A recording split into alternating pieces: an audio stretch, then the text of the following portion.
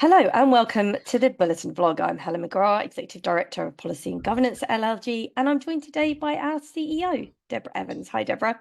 Hello. Now, it's a busy week for LLG because we've got our AGM this week, and there still is, of course, time to sign up via the events page of our website, and we would encourage you all to do that. Because it's really important that the company business can actually move forward. So please do come along and join us for the AGM. It's very short. We won't take up a lot of your time, and you'll hear some really good messages about what it is we intend to do over the next year. Aside from that, we are, as ever, Deborah, undertaking a whole range of pursuits for the benefit of our membership. So do you want to talk us through some of the highlights? Well, happily, we've got a lot coming up, I have to say. We've got the Leadership Conference on the 19th of April, which is always really enjoyable and obviously very important because creating those leadership skills leads to organisational success in the future, and it leads to succession planning amongst our lawyers. So we'd encourage anybody to come along to that. No matter what level you are, there is something to be learned there. So we've got some fantastic speakers. We've got Jackie McKinley, who is the Chief Operating Officer of Liverpool City Council. Now, many of you may remember her from the Centre of Governance and Scrutiny. We've got Bethan Evans, who speaks on political interaction, administration and change. And it is, again, an absolute expert in her field. And we've got Ed Hammond from the Centre for Governance and Scrutiny, who really excels on thought leadership. He's great to listen to, isn't he? Absolutely, really entertaining. And then we're also going to be covering inclusivity. We've got Manisha Patel, our EDI director, who has a really wide portfolio of involvement across the public sector. So she brings learning from other organisations as well. And there's, as ever, our corporate partners will be there sharing their learning. But I'd really encourage you to come along to that. It's online. You can literally drop in, pick up some self-development tools and leave, and it will improve your well-being as well, just taking that time to invest in your own personal development. But not just that, we have more. So the spring conference on the 7th of June, despite the fact it's still hailed here this morning, apparently it is spring. And this year we're going to Leeds. Again, it's a hybrid conference, so don't worry if you can't get there in person, but we've got a day in Leeds where we'll be covering all sorts of really good topics on really relevant things that you're going to be interested in. Now, the programme on that is going to be coming out shortly, but you will be impressed. And obviously the evening of the spring conference is a night to remember because it's the LLG Awards, where we celebrate the great and the good in local government. And more importantly, we share stories about the really positive impact that our lawyers have in their communities. And it's really uplifting. So do join us for that. And Helen, I think there was something you wanted to mention with respect to bursaries on that front. Well, bursaries will be available soon for the spring conference for the junior membership. We always like to encourage our juniors to attend if possible, and I know sometimes it's difficult for them to be able to get permission to be able to attend. So do look out. We'll be going out on the website, in the bulletin. We'll be making announcements about when the bursaries open. Social media, follow us on social media. That's always a good way to find out when the bursaries are available. So, and hopefully you'll be able to come along, because I do know that juniors really benefit from extending their networks and talking to other juniors and really forging what are lifelong professional relationships with other individuals who can support you throughout your career. I came as a junior to a spring conference some time ago. We won't say exactly when. And, it was a really beneficial experience for me. So do look out for that. And absolutely, it's all about building that family and becoming part of a family that will support you throughout your career. But it's not just conferences as well. We have a lot of other work going on. And the real biggie for us at the moment is the code of practice that we're developing on good governance for statutory officers. Now, we've just had a consultation on this that's closed, and we've had a huge amount of replies. And I know two of you have asked whether you could do a late submission. It's now or never. Get them in this week. But we're really proud of the joint work that we've done with this on alongside Sitford and Solace with the assistance of Phil McCourt from Bevan Britain, who's been authoring it for us. And we're really hoping that this tool will make a difference to you in the workplace. So it's all about how the three statutory officers of the Golden Triangle, basically the chief exec, the monitoring officer and the section 151 officer, work together. And it gives choices as well. It's not prescriptive from the point of view of only this structure and this way of working works. But it will be really, really helpful. And I'm not going to go into the detail of that now, because we will do a separate edition on that when it's good to go. But do look out for it. It's going to be fantastic. If viewers want to have a little bit of dive into some of what the code is saying at the moment at the draft stage, then they can listen to the podcast from last week where I spoke to Helen Lynch, who's also, sorry, Helen Bradley now, I keep doing that, Nee Lynch, who outlined quite a lot of the code. And can I also say that, you know, thanks to members for the time and effort they have really put into responding to that consultation, because some of the responses are really thought through, very detailed responses and very, very helpful to us. So thank you indeed for everyone, as you've said, Deborah, who did respond to that. Well, I think if there's one thing you can rely on a lawyer to do, it's to amend a document properly. And that's really, really helpful to us, and we do appreciate it. So thank you for that. So we have other work streams going on. We're always incredibly busy. But I think what might be quite nice now is for Helen to talk about a bigger issue that you see coming. Well, LLG has undergone so many changes internally for the benefit of both the company and its members. And we really are a very different looking organisation to that of 10 years ago, and all for the good. So we as an entity have decided to undertake a governance review. It's been quite a few years since we last embarked on a review. And I think, I actually believe it was way back when the company decided to recruit a CEO, which was you, Deborah. And that was the starting point, really, I think, for the change in the company and the external work that we now do. But Deborah, I wanted to hear from you why you feel it's important right now for LLG to undertake a governance review. Well, for a start off, we have to practice what we preach. I mean, it goes without saying. We have a governance conference every year. We're really good at telling people how to be good at governance. So it's very important that we take those messages seriously ourselves. So it's a periodic review.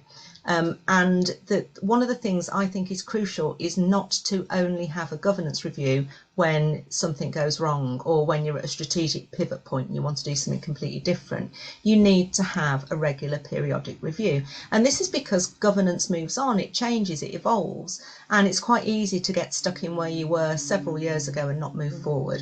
And the world now is so much more agile from the point of view of speed of change and the need for very quick decision making that we need to check that our processes actually support the sort of decision making that we need to make in order to meet our strategic objectives. And a governance review also looks at the effectiveness of the board and the effectiveness of the operational team in delivering those strategic objectives. So it's a fairly wide fundamental review as to how the organisation works and how effective it is. And we're a really, really small organisation. There's literally about 20% of the organisation right in front of you on this screen today. We're tiny and yet we deliver so much. Things like effectiveness and value for money are really, really important to us. And we're really hoping that this governance review will firstly endorse the fact that we are absolutely trying to do things properly, but also hopefully that independent oversight will give us some clues as to how we can improve and be better and work in this modern, ever-changing environment. Very comprehensive, thank you. Now, obviously, we do like to talk about the local government sector more broadly in the vlog where we can. And the sector is, of course, awash with financial woes, service delivery challenges, you know, the cost of living. And last week, Dame Meg Hillier MP from the Public Accounts Committee published the chair's 8th annual report, which basically focused on 3 themes of recommended focus for government, and that's the long-term thinking and investment, resilience and risk management and understanding. Now, an annex to the report lays out Dame Meg's analysis of what she refers to as the big nasties. I rather like that. it's a non-exhaustive list of the big spending problems for any future government to solve and the key costs attached. So health and education features, of course, and so too, incidentally, does the court backlog crisis. But local government was singled out as a big nasty, of course. But in terms of two areas, delays to audit, and considering the social care crisis, which you might have expected to see in there, but didn't, the other one was the shortage or lack thereof of affordable homes. But Deborah, what do you see as the big nasties for local government, and what shouldn't councils do by way of knee-jerk reaction to cost cutting, do you think? Well, do you know, I was looking at this slightly differently, and I had a chat with the Ombudsman last week, and he reported an 18% increase in complaints across the board. And he was musing on potentially, sorry, when I say he, I'm referring to the chief executive, because the chief ombudsman is currently a she. But the chief executive was musing over whether that was coming from particular circumstances, because that's a very, very big increase, nearly a 20% increase in complaints. And one of the things that we were reflecting on was whether actually that was coming as a result of persistent, continued underfunding. So we've had councils suffering cuts to the point where they've pulled back to statutory service delivery. But then the cuts haven't stopped. So whereas you may have had councils coping, the fact that there's then yet more cuts means that suddenly they're not coping. We also know that the demand on services is much higher. So in effect, you would need your funding and resources to rise proportionately, and that's unlikely to have been the case. So I'm seeing a big nasty as underfunding. So yeah, I appreciate that's a very big topic, but it'll be very close to people's hearts. So if you're in the legal services team, you'll be thinking housing disrepair is going up. We haven't got enough lawyers to service it. It's also going to be the case that housing disrepair is going up because the local authority hasn't got enough money to repair the houses. So it's this vicious circle you can end up in. So underfunding, I think, is massive. The next big nasty I see coming, which is an odd way of referring to it, because don't get the wrong impression, but political change I see as a big nasty, because it brings instability, it brings change in policy directions, and it also means that for a while nothing will come out of central government while the new political party or even a revisited current political party embeds themselves, organises themselves. But it also creates a lot of change and instability with new leadership within local authorities, and that takes a time to bed down. Now, it may be that obviously that political change is for the better, but in the short term, political change is a big nasty, because things stop while everything then gets settled down and sorted out. So I've got those two things. And then the third one I've got on my radar is world instability. I thought I'd go big on this, but world instability is continuing. And that creates issues from the point of view of buying in goods, buying in services, buying in products, etc. It fuels the cost of living increase even higher. It causes lots of issues. For example, you talked about AI in another context, but you've got potential of attacks on IT systems. We've seen some of that already, for example. So I've gone in a slightly different direction with my big nasties, but those are my sort of three things to watch, I would say. Well, I would definitely have added AI to that list. I think, as you've referenced, I think it's a bigger issue than the sector actually appreciates.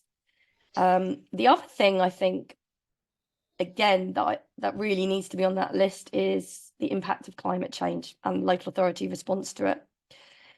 Because again, we're seeing it in the agricultural sector at the moment, and that's just going to impact down onto members of our community. So I think I personally would add climate change as a big nasty, and we don't hear much about that anymore. We did a few years ago, but that's certainly almost fallen off the agenda day to day. And that's really quite sad, because it is such a big issue. And we do like to keep it fresh and alive in the thinking of our members through webinars, conference sessions, etc. But you're absolutely right. I mean, climate change, we can get into existential risks of extinction if you want to really end the podcast on a high. On a cheery note. But you know, these are all things that we've got to be addressing in local government. And the nice thing about local government is it often leads the way on things like climate change. It pushes forward. It's got the opportunity to make a massive difference there. Artificial intelligence, as you say, it comes with huge threats, but it also comes with big opportunities as well. And particularly in local government, I think it could be used for the greater good. But we have to learn how to manage the risks. We have to learn how to regulate it, control it, etc., etc. But there's a lot of these really big issues that we need solutions for, and we need some really clear thinking around. So there's a lot to discuss, it goes without saying. Absolutely. Well, thanks for joining me today and discussing some of these items, Deborah. Oh, it's been a pleasure. Anytime. And for more detailed coverage, don't forget to read our bulletin, which is available on the website. And also, Deborah and I have had a chat on the Grapevine podcast today, which you can find on Spotify. Yeah, enjoy that. It's fascinating. And see you soon. Thank you. Bye. Bye.